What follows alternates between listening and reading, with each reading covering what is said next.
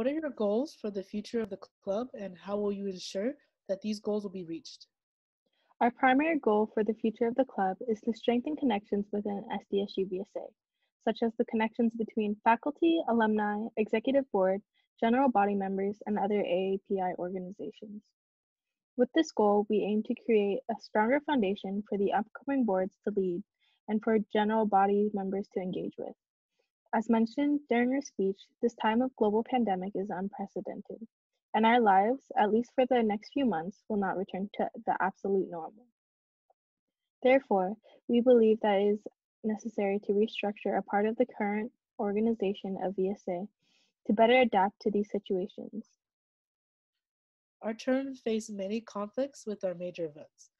Some of the conflicts were unprecedented and unexpected, so we were prepared to adapt and to take on challenges as they occurred in this upcoming year.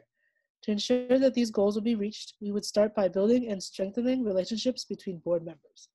Through an understanding of our personal characteristics and leadership styles, we can work together to serve our community in a clockwork manner.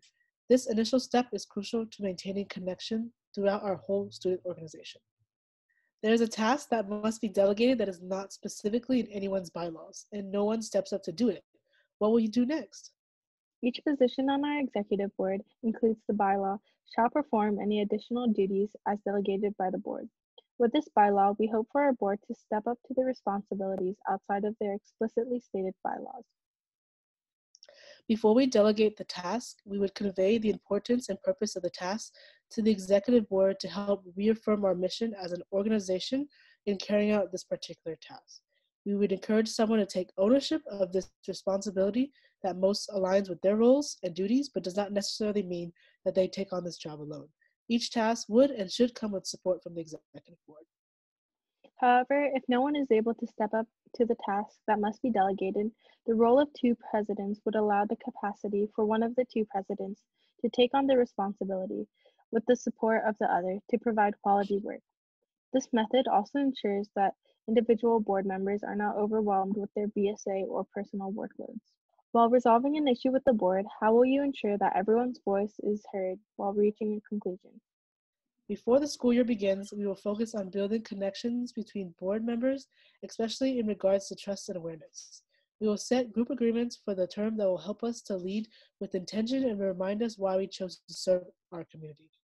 This approach will be beneficial when resolving an issue with the board because hopefully everyone will be comfortable with expressing their own voice. Additionally, we can encourage individuals to share their opinions if they did not yet do so. After all board members express their viewpoints, we would designate some time for reflection before we reach a conclusion. The conclusion will be based on how the majority of board feels after understanding each other's stance. If needed, the topic can be tabled until the next meeting for a more objective approach, and the executive cabinet can discuss the best decision until then. A fellow AAPI organization has an issue with more than one of your board members. What steps would you take to resolve the issue? If a fellow AAPI organization has an issue with more than one of our board members, we would try to understand both perspectives of the conflict first.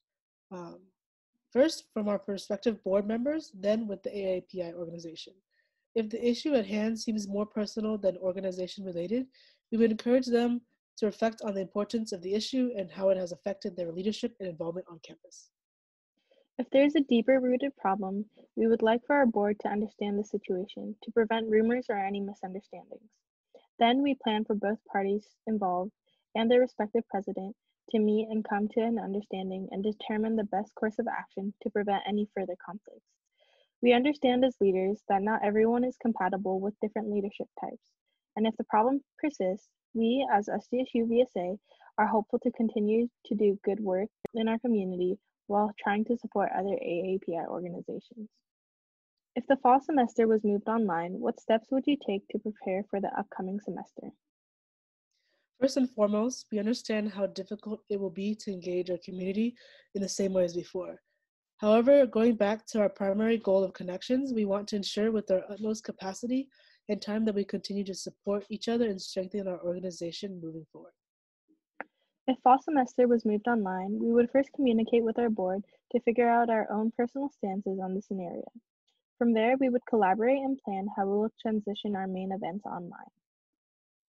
Besides our individual input, we would also ask previous leaders on other boards, especially those involved in the AAPI community, to weigh in on their own opinions of the year to reach a more holistic decision.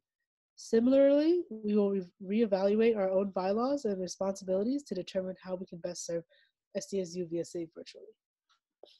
Outreach and engagement to past, current, and future general body members will continue through our social media platforms and virtual meetings, like Instagram story challenges or Zoom meetings.